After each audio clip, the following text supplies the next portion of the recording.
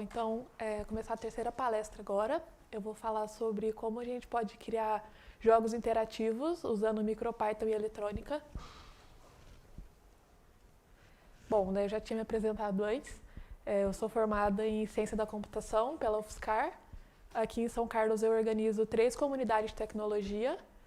O PyLab de São Carlos, o Grupo PySanca e o SancaLug, que é o nosso grupo de usuário Linux de São Carlos. Eu trabalho como engenheira de software no Univector e eu gosto muito de IoT, robótica e gatinhos. Então tem ali os meus 3 gatinhos amarelinhos. E vocês conseguem me achar em qualquer lugar como Juliana Calulo. Então aqui são alguns dos projetos, né, que eu já fiz. Esse primeiro aqui, chamado Clockwise, ele é um despertador IoT, que ele te acorda falando a previsão do tempo e os seus compromissos do Google Calendar. Os outros 2 são robôs que eu fiz para competições na Campus Party. Então, o primeiro ano o tema era Minions, o segundo ano o tema era super-heróis. Esse terceiro aqui foi um robozinho para desviar de obstáculos, que não faz um trabalho muito bom, mas... Os últimos 2 eu utilizei MicroPython para fazer. Então, esse daqui é o bracinho robótico e o outro é um robozinho IoT que você consegue controlar pelo celular a cor do LED, girar a cabeça dele e fazer ele andar.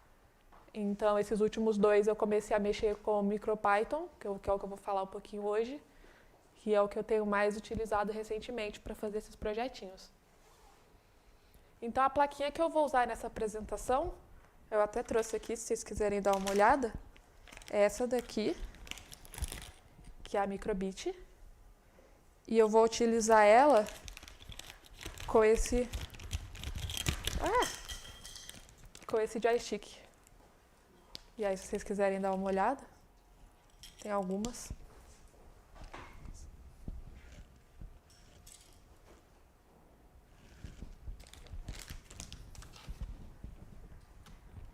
Então, bom, o que eu vou falar hoje? Primeiro eu vou dar um overview sobre o que é a Microbit, né, o que é o projeto da BBC, um pouquinho sobre o Gamepad, como que ele funciona, e aí para a gente entender como que ele funciona, tenho que falar um pouco sobre o que são pinos de PIO e um pouquinho sobre sinais analógicos e digitais. Depois eu vou mostrar como que a gente programa a Microbit e como que a gente pode fazer os joguinhos. Então eu vou dar 3 exemplos de jogos. Então, um pouquinho sobre o projeto Microbit. O Microbit ele foi feito pela BBC do Reino Unido e a ideia dele é ser um dispositivo computacional para crianças. Então, ele foi feito em parceria com a BBC e algumas empresas de tecnologia para a plaquinha ser entregue de graça para crianças das escolas públicas na Inglaterra.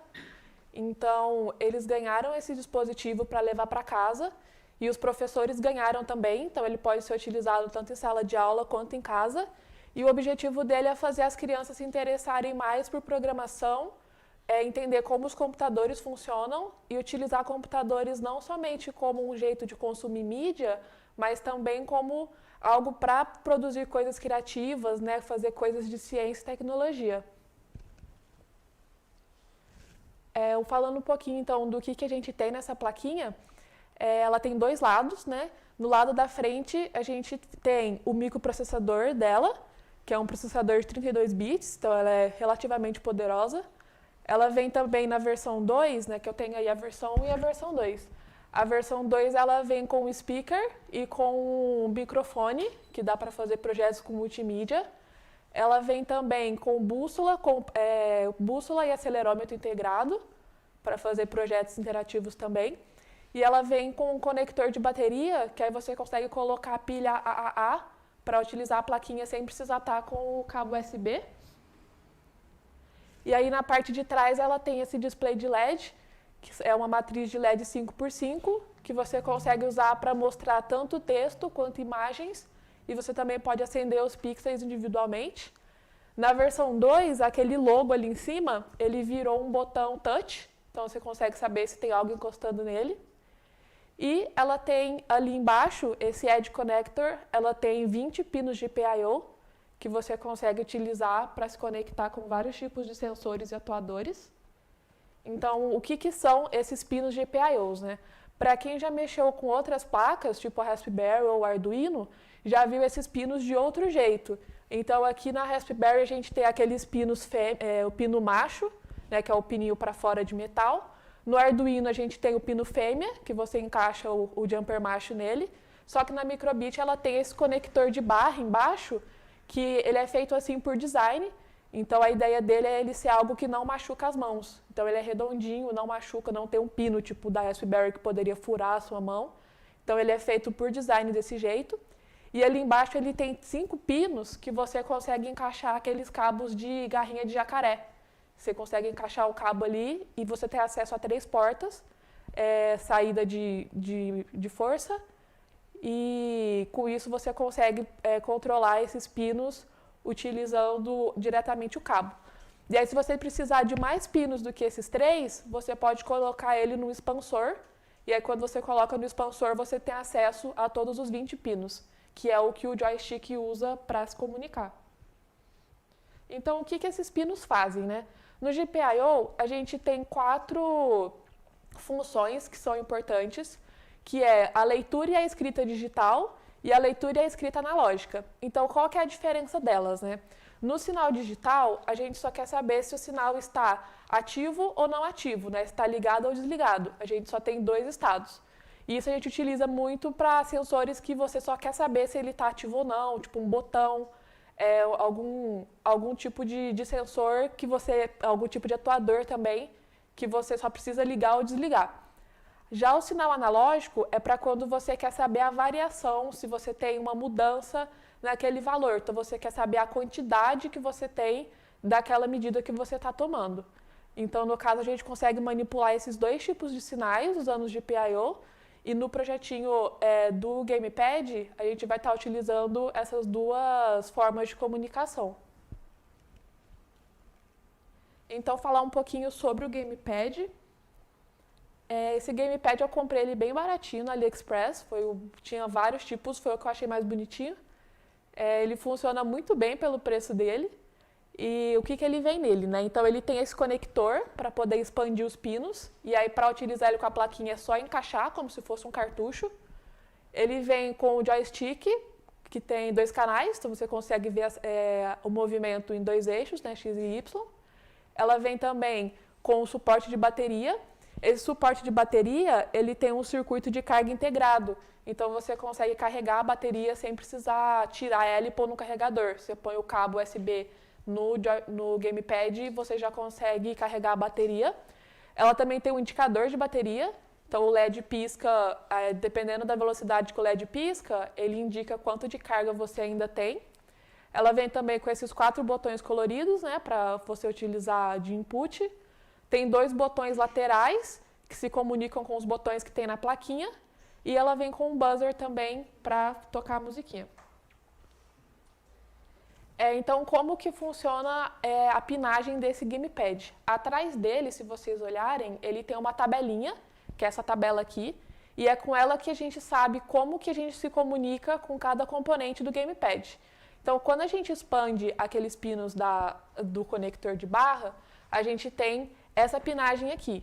Então, a gente tem alguns pinos analógicos, vários pinos digitais, e o que está conectado no Gamepad, o número do pino que está ali é a numeração que está aqui no layout da Microbit. Então, com isso, a gente consegue saber, por exemplo, que os botões estão ligados em saídas digitais e que o joystick estão ligados em saídas analógicas. Então, alguns exemplos, né, do que a gente tem então, de entrada e saída digital e analógica. No caso dos botões, eles são entradas, então você consegue ler dados, e eles são digitais porque a gente só quer saber se o botão está apertado ou não.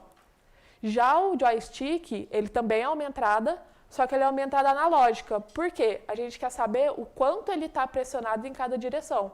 Então, você não quer saber só, está pressionado ou não. Você quer saber o quanto, qual é a variação nos 2 eixos. Então, ele é analógico. E já o display da plaquinha, a gente consegue utilizar os 2 tipos, porque o display você consegue tanto acender ou apagar, então seria digital, mas você também consegue mexer no brilho do LED. Então, você consegue passar de forma analógica o quão mais aceso, o quão mais apagado você quer que os LEDs fiquem. Então, como que a gente pode programar a microbit? Para a gente programar ela, a gente utiliza MicroPython. Então, o MicroPython, o que ele é? Ele é uma reimplementação do Python 3, feito em C, e a ideia dele é ele ser um port do Python para microcontroladores. Então, ele é feito para ser utilizado em dispositivos que têm pouca memória, que têm pouco poder de computacional, tem pouca disponibilidade de força, né, de bateria, no caso. Então, ele é bem enxuto, ele é bem otimizado para esse tipo de dispositivo, e ele já vem por padrão na microbit. Então, quando você compra ela, você só coloca o cabo e ele já funciona, não precisa instalar nada, não precisa flashear nada, ele já vem por padrão instalado. E ele é bem simples de utilizar, né? É um subconjunto da linguagem do Python. Então, quase tudo que tem no Python tem nele, não tem tudo. E ele tem algumas funções que são específicas para microcontroladores. Então, aqui, como que a gente faz para programar? Se você for em microbit.org, lá você vai ter dois tipos de editores. Então, tem o editor de bloco, que é tipo o Scratch, você vai arrastando os bloquinhos para montar o código. E tem esse editor de texto que você consegue programar em Python nele, né, que no caso é o MicroPython. Então, a ideia desse editor é ele ser para as pessoas que já têm mais familiaridade com programação, porque é bem mais produtivo do que utilizar o editor de bloco. E ele já vem, então, com a referência aqui para a gente. Então, aqui do lado ele já mostra tudo que vem na plaquinha, tudo que você consegue utilizar, e ele vem descrito como que as coisas funcionam com exemplos de código. Então, quando você tem o exemplo, se você arrastar o exemplo lá para o editor, ele já copia para você também. Então, ele já serve como uma documentação e como uma cola ali para você conseguir já pegar os comandos.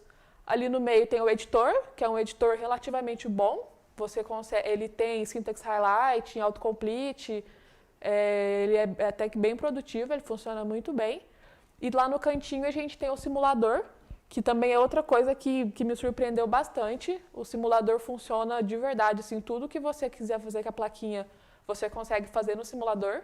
Então, se você não tiver a plaquinha e quiser brincar, dá para usar o simulador, eu uso bastante para teste. E ali embaixo você consegue passar, então, os dados, né, se você quer mexer o acelerômetro, se você quer apertar o botão, se você quer simular que tem alguma coisa ligada nos pinos, você consegue fazer tudo pelo simulador. E ali no cantinho também, eu não sei se dá para ver ali no Show Serial, você consegue ver o terminal do Python. Na hora que você expande, você consegue ver o terminal do Python e dá para rodar comando interativo direto pelo simulador também. Então, eu vou dar alguns exemplos de uso, né, para mostrar como que a gente usa o MicroPython com a microbit. Então, esse primeiro aqui é um exemplo de como que a gente usa o display. Então, a ideia do display é que a gente tem algumas funções para mostrar imagens e para mostrar texto. Então, o ponto show, a gente consegue mostrar algumas imagens que já vem pré-definido. Então, você tem lá carinhas, tem direções, tem desenhos de várias coisas que já vem pronto para você usar, só colocar o nome. Você também consegue acender os pixels, então você passa a coordenada, passa a luminosidade e você consegue acender. Você também consegue criar as imagens, então se você não quer usar uma imagem pré-definida, você consegue, utilizando esse padrão aqui de notação, você passa a coordenada e o brilho e você consegue formar a imagem. Você consegue dar um scroll, que é para exibir um texto, e você também consegue limpar a tela. Alguns exemplos, então, continuando, a gente tem o botão. Então, a gente tem dois botões que vêm na placa e esses botões eles vêm abstraídos para a gente. Então, você não precisa fazer nada para utilizar, ele já vem abstraído como botão A e botão B e você consegue saber se eles estão pressionados, se eles já foram pressionados e quantas vezes eles foram pressionados desde a última vez que você chamou o método. Então, nesse exemplo, quando você aperta o botão, ele mostra uma seta na direção do botão. E, novamente, essa imagem já vem pré-definida, então eu não precisei desenhar a seta, ela já vem feita para a gente por padrão. Aí a gente tem o buzzer, que já vem embutido nela na versão 2. Com o buzzer a gente consegue tocar tanto frequência, utilizando o ponto pitch. O pitch você passa a frequência e a duração, e ele vai fazer um barulho. e você tem a função play, que você consegue tocar as músicas. Então, ele também vem com algumas músicas já prontas, vocês vão ver algumas nos joguinhos. Ou você consegue criar sua própria música passando a nota musical e a duração. E passando nessa notação, você consegue criar as musiquinhas. Inclusive, isso aqui é um easter egg, se vocês quiserem testar no simulador depois para ver qual musiquinha que é essa. A gente então tem o acelerômetro embutido dela. Então a ideia do acelerômetro é que a gente consegue ver a aceleração em 3 eixos. Então a gente consegue tanto pegar a aceleração individual em cada eixo, como a gente também consegue pegar gestos. Então se você quer saber se a placa foi chacoalhada, qual direção que ela está, se ela está para cima, para baixo, se ela foi girada, se ela foi inclinada, já vem alguns gestos pré-definidos. Ou se você precisa utilizar para a sua aplicação o valor cru mesmo da aceleração nos eixos, você consegue utilizar essas primeiras 3 funções. Aí agora um exemplo do GPIO, né, que eu comentei sobre os pinos. Quando você vai utilizar algum sensor, algum atuador, que ele não tem uma interface pré-definida, né, não é um USB, não é um HDMI, a gente utiliza o GPIO e você tem que saber como que é o método de comunicação daquele sensor, daquele atuador. Então, no caso do botão, que é os botões que a gente tem no gamepad, para o botão a gente só precisa fazer o read do pino do botão. Então, a gente define aqui qual é o pino que o botão está conectado e a gente faz o read digital para ver se o botão se o nível lógico daquele pino está alto ou baixo. E no caso, esses botões do gamepad, eles são invertidos. Então, se ele estiver apertado, vai estar 0. Se ele estiver não apertado, vai estar 1. Então, ele é invertido e aí assim a gente consegue ler o valor do botão. E agora o joystick. Então, a ideia do joystick é que ele é um sensor analógico. Então, a gente precisa ver o quanto ele está em cada direção para saber se ele está para cima, para baixo, para um lado ou para o outro. Então, a gente utiliza o read analog para ver o valor e a gente faz essa comparação. Então, se o X for menor que 400, está para a esquerda. Se for maior que 600, está para a direita. Se estiver no intervalo do meio, é porque ele está parado. E a mesma coisa para o eixo Y. Então, 400 menor que 400 está para baixo, maior que 400 está para cima. E a gente também vai utilizar isso nos joguinhos. Então, vamos para os exemplos dos joguinhos. O primeiro jogo é o Genius, que a gente já conhece o clássico joguinho. Então, o que vai ser a ideia? A gente vai gerar uma sequência vazia, vai sortear uma direção e vai adicionar na sequência. E aí a gente mostra isso para o jogador. E aí a gente vai esperar o jogador digitar a entrada dele, né? Ele vai tentar copiar a sequência. Se acertou, a gente incrementa a sequência novamente. Se errou, a gente mostra a pontuação e coloca para o jogo reiniciar para a próxima pessoa poder jogar.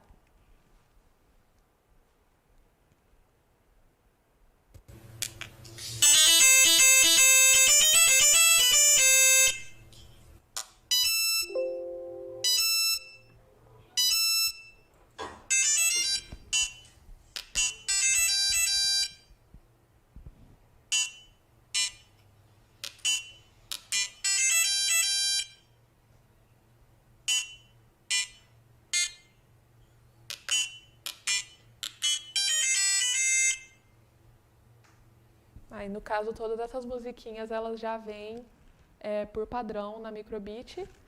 E a parte que eu precisei fazer foi a frequência para indicar os movimentos. Então, como que... eu vou passar por alguns trechos do código, né? Então, como que a gente inicia o jogo?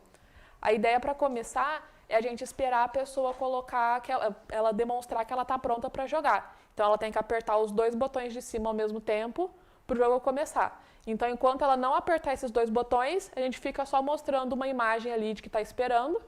Quando a pessoa aperta os 2 botões, a gente faz uma contagem regressiva e começa o jogo.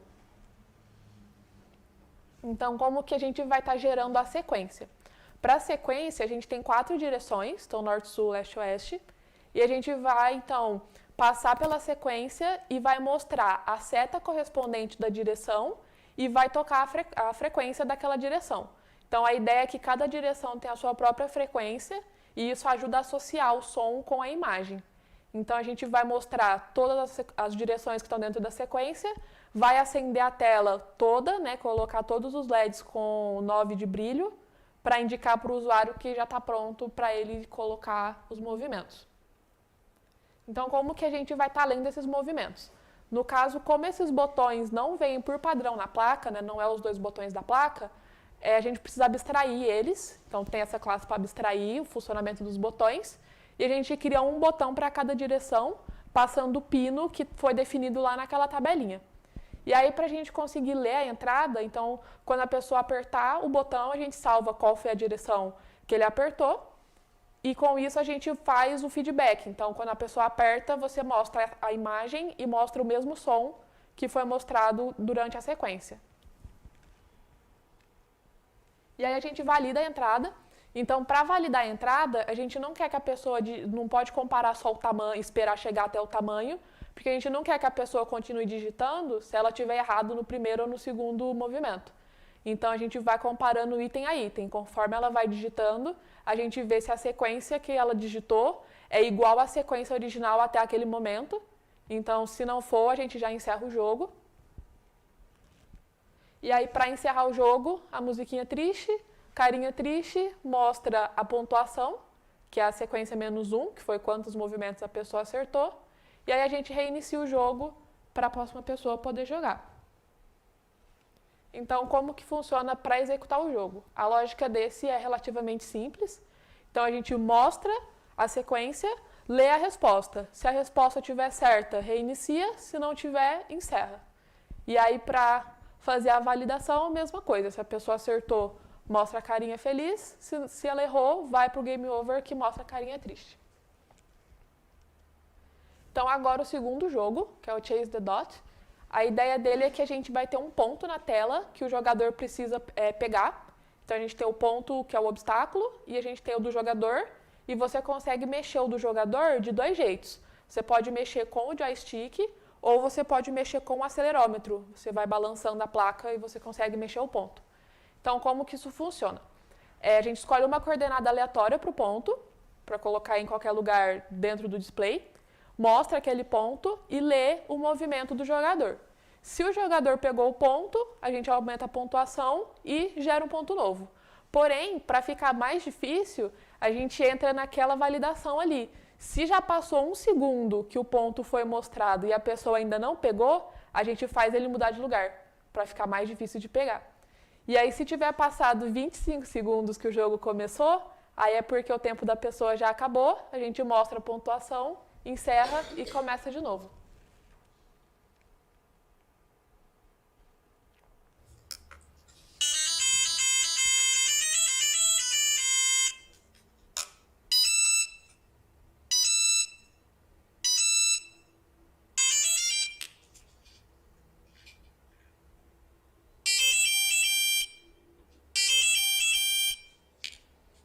Aí são os 2 modos, né? No começo com o acelerômetro e depois com o joystick.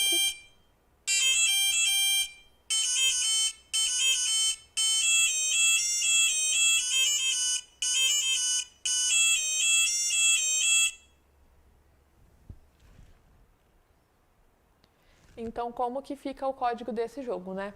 A gente tem o ponto, então, que a gente precisa gerar a coordenada dele dentro do tamanho do display. E o ponto ele tem também um brilho que é diferente do brilho do jogador, para a gente conseguir identificar qual que é qual. Quando o ponto ele é capturado, a gente faz ele piscar. E na hora de mostrar, a gente salva quando foi que ele foi mostrado, para a gente saber se já passou 1 segundo ou não. E aí, para ler a entrada, nesse caso, então, a gente tem os 2 pinos do joystick e a gente tem o botão que indica se a pessoa está usando o acelerômetro ou não. Então, se você estiver segurando o botão branco, você consegue mexer a placa. Se você não tiver, você tem que usar o joystick. E aí, para ler a entrada, a gente faz essa verificação, então. Se está apertando o botão, a gente lê os dados do acelerômetro. Se não está, a gente lê os dados do joystick. E aí, aquele offset ali do acelerômetro é para a gente poder fazer o valor dele ficar compatível com o valor do joystick, para a gente poder fazer a verificação depois. Que aí entra naquela faixa que eu tinha mostrado antes. Então, maior que 600 está para uma direção, menor que 400 está para outra direção. Então, conforme o jogador vai mexendo, a gente vai atualizando a entrada e depois, no final, a gente mostra qual que é a posição. E aí, como que a gente vê se a pessoa pegou o ponto ou não? Então, para a gente validar a colisão, é bem simples, né? Só ver se a coordenada do ponto é igual à coordenada do jogador. Se for, é porque a pessoa pegou o ponto e aí ela ganha uma pontuação. E aí, para a gente rodar o jogo, esse já fica um pouco mais complicado do que o primeiro, que a gente precisa utilizar essa função time, tixms, que a gente consegue pegar, então, do microcontrolador quando foi que aquele método foi chamado. Então, a gente vai pegar o começo do jogo para validar os 25 segundos e vai pegar, então, o momento que a pessoa apertou, no momento que a pessoa pegou o ponto, que o ponto foi mostrado, para a gente saber se a pessoa pegou em 1 segundo ou não. Então, a gente faz essa verificação, se está dentro dos 25 segundos. Se tiver, a gente faz a lógica do jogo, que é mostrar o ponto, ver se teve a colisão e ver se já passou 1 segundo. Se tiver passado 1 segundo, a gente coloca o ponto em outro lugar. E agora o terceiro jogo, que é o Car Crash. Ele é bem parecido com aqueles jogos antigos onde você tem o carrinho descendo e você tem que desviar do carrinho que está vindo. É bem parecido. Então, a ideia desse é, a gente vai ter o movimento do jogador usando o joystick, então você consegue mexer o carrinho que está embaixo e você consegue mexer o carrinho a qualquer momento. Só que a gente vai ter também os obstáculos descendo e a borda descendo, que a ideia da borda é para dar aquela sensação de movimento. Então, para a gente poder fazer esse movimento não ser sincronizado com o do jogador, a gente vai ter uma iteração de refresh rate da tela. Então, quando a gente atingir a iteração certa, aí a gente desce tudo e para saber se está na iteração certa ou não, a gente usa o refresh rate da tela. Então, se chegou na iteração certa, a gente desce tudo e verifica. Se o obstáculo chegou no fim da tela, a gente tem que ver se teve a colisão ou não. Se teve a colisão, a gente aumenta a velocidade do jogo para ele ficar mais difícil. Se não teve a colisão, a pessoa ganha um ponto e a gente gera o obstáculo novo em cima da tela.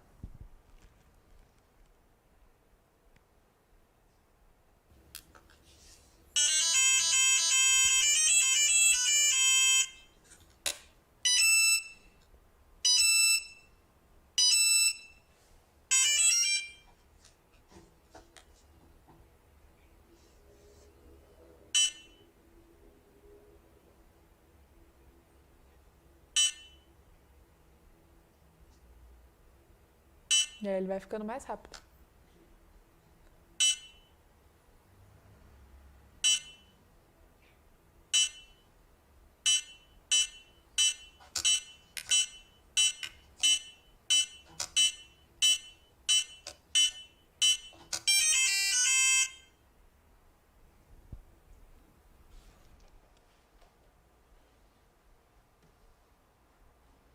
Bom, então para esse a gente então tem o jogador, o obstáculo. Eles são o jogador só se move no eixo X e o obstáculo ele só se move no eixo Y. Então a entrada do jogador a gente faz utilizando o joystick, então tem aquela mesma validação dos 400 e 600. E o obstáculo a gente tem, na hora de atualizar a coordenada, ela só é atualizada no eixo Y para ir para baixo. E aí, se ela chegou no fim da tela, a gente gera de novo no início da tela e sorteia o X para a gente poder fazer ele aparecer em locais diferentes. E a borda, então a borda para dar aquela sensação de movimento, a gente tem 2 pixels que a gente faz, a gente vê se ele está em cima e embaixo e a gente faz eles descerem juntos. Então, eles vão descendo e subindo sempre em parzinho. E aqui na tela, a gente tem, então, um buffer. E a ideia do buffer é que a gente vai colocar todas as informações dentro dele para exibir tudo de uma vez só. Então, a gente salva o buffer e o refresh rate da tela. E o refresh rate a gente utiliza, então, para fazer ela ficar mais rápida ou não. Então, conforme o jogo a pessoa vai ganhando no jogo, a gente diminui o refresh rate para o jogo ficar cada vez mais rápido. Então, como que funciona esse buffer da tela? Que essa é a parte mais complicadinha. Primeiro de tudo, a gente tem a borda. Então, a borda é uma lista de 5 posições. A gente faz o cálculo de onde cada um daqueles 2 pixels tem que estar. E aí, depois que a gente calcula a borda, a gente transpõe e coloca na lateral do display.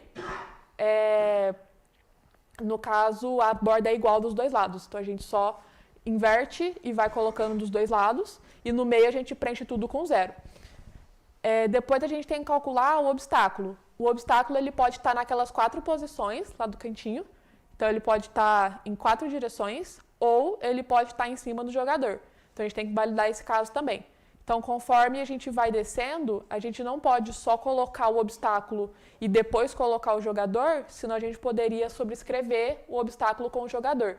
Então, primeiro a gente põe o obstáculo, independente de onde ele estiver, e depois a gente coloca o jogador fazendo a concatenação. Então, a gente pega tudo que estava antes no buffer, coloca o jogador, pega tudo que estava depois do buffer, para não sobrescrever o obstáculo. E aí, na hora de rodar o jogo, a gente tem que fazer a validação da iteração. Então, sempre que a pessoa sempre conseguir mexer o carrinho, então o começo do loop vai estar sempre mexendo o carrinho, e a gente vai aumentando a iteração.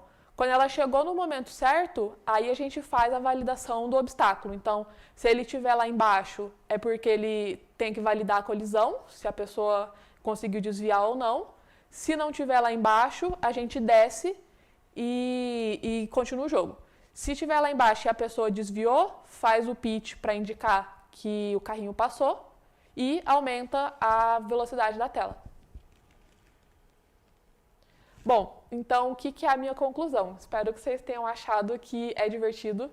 Então, assim, por mais que é uma placa que foi feita pensando em crianças, dá para brincar, dá para se divertir com ela mesmo sendo adulto.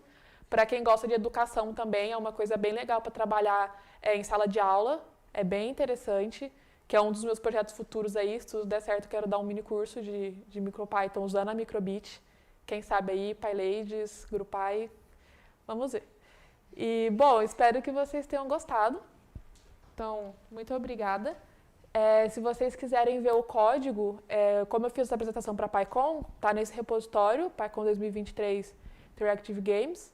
Mas se vocês quiserem, também tem o QR Code. E era isso, gente. Obrigada.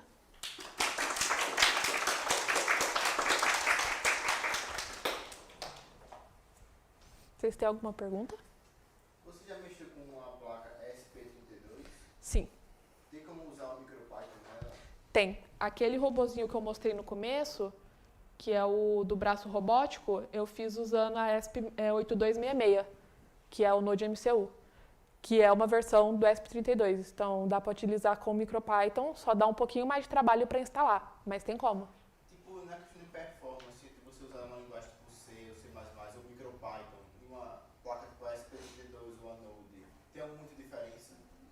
Tem um pouquinho, mas não é tanta quanto a gente vê a diferença do Python para outras linguagens, porque por baixo dos panos o MicroPython é feito em C. Então, ele não tem tanta diferença, mas tem um pouquinho sim. Ele é menos performático. Mas você fala de ser mais lento, de tipo, ter coisas que você pode fazer em C que você não pode fazer em MicroPython? Então, eu acho que, bom, né, estou chutando. Eu acho que você consegue fazer tudo o que daria para fazer com o microcontrolador, só vai ter que ter uma abordagem diferente. Porque você não vai ter tanto acesso de baixo nível. Então, dependendo de algumas coisas que você for precisar acessar que não tiver já no próprio MicroPython, você consegue escrever em C direto e colocar dentro do código do MicroPython. Aí então o MicroPython é meio que ele aceita código em C também? Sim, ele tem um jeito que você consegue colocar. Só que aí fica mais complicado, né? Dependendo da aplicação, às vezes compensa escrever direto em C. Mas ele é bem flexível nesse ponto. Obrigado pela resposta. Qual é o preço das plaquinhas, mais ou menos? Então, essa é uma pergunta muito boa. Aqui no Brasil, ela é bizarramente cara. Aqui ela ela é bizarramente cara. Tipo, aqui vai estar uns 400, 500 reais, não compensa. Se você comprar na China, é $30, que dá uns 150 reais. E aí compensa muito mais. Essas que eu tenho, uma eu ganhei do Ramalho, no autor lá do Fluent Python, encontrei com ele em São Paulo, ele me deu ela de presente. E as outras duas eu comprei agora que eu estava nos Estados Unidos para PyCon. E aí lá eu paguei $30, que é mais ou menos o que está na China também. Então, se for comprar, compensa comprar da China, porque no Brasil mesmo está muito caro.